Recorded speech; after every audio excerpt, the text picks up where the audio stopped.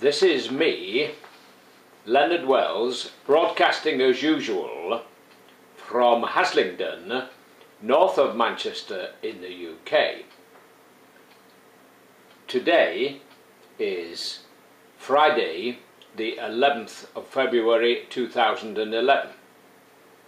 I'm going to talk a little bit about Wednesday the 9th of February, Thursday the 10th and Friday the 11th.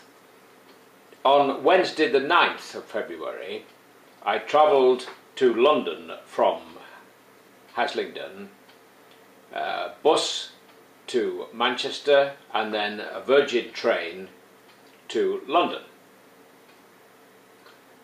I usually travel to London about approximately once a month. On this occasion I was treated regally by being given a complimentary first class ticket by Virgin and was thus able to travel with the hoi polloi, as I call them. Now, Virgin Pendolinos are very comfortable trains, and I find even standard class is really excellent and the service is quite good. But in first class, to my mind, they go over the top. First of all, the seats are not quite as comfortable as standard for my particular frame, and secondly, you are constantly interrupted by the first class cabin staff, as they call themselves, constantly asking you if you would like more coffee or more toast. So you're having to keep on stopping whatever you're reading or watching or thinking about to say no thank you. And there's constantly the sound of rattling cups, and the table is cluttered with cups and saucers and things, and the overall experience isn't worth what would normally cost a lot more for. In addition, the train coming back was very noisy and rattled a lot, and the particular carriage I travelled in was very noisy. And in addition, the toilet door, one of these big automatic round doors for toilets which can accommodate an invalid carriage, wouldn't open and close properly. So, and the other thing I often think is that on these Virgin Pendolinos they have a 9-coach train set. And there are many of these because there is a 20-minute service from Manchester to London and from London to Manchester.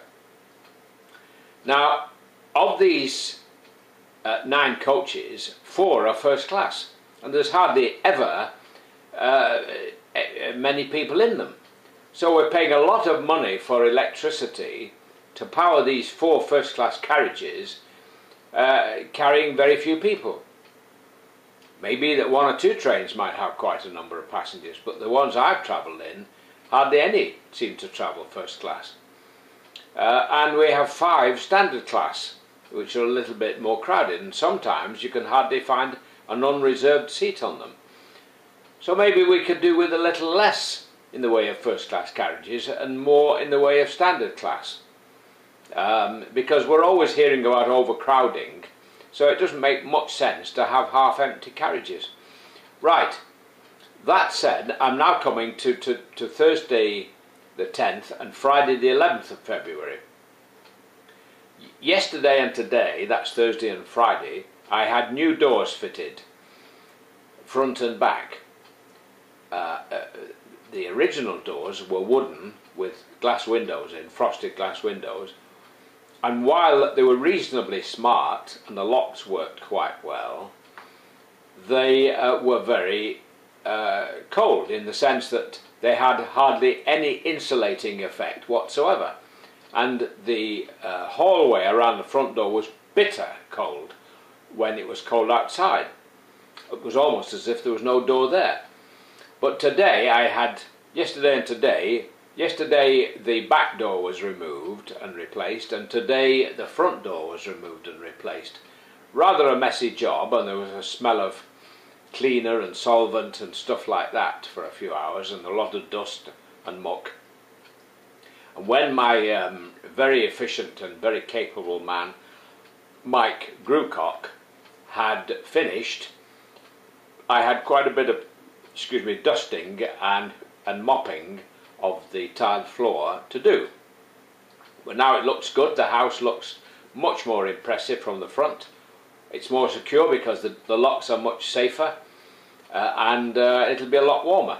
And I'm hoping that as it's on the market for sale, this will encourage people to come and look and perhaps buy. Although I'm told by the estate agent that pigs will fly first. Now, this is a very dirty town. There's an awful lot of rubbish forever in the streets. I don't know who does it because I never see it being dropped. It's always there in the morning, as though someone during the night has gone dancing through the streets spreading it. And there's a lot of dog crap, if you pardon my French. Now, I don't believe people should keep dogs in ordinary houses like this. A dog needs space to run. Houses with gardens or farms with the working dog are fine, but ordinary terraced houses, it's a shame. It's painful for the dogs, it's unhealthy and unhygienic.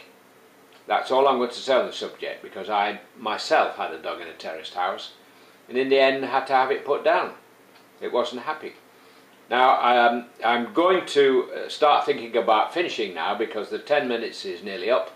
So I'll say cheerio, God bless, while it's still legal in the UK to say God bless, just to make sure you're still awake and that I'm not putting you to sleep. Cheerio.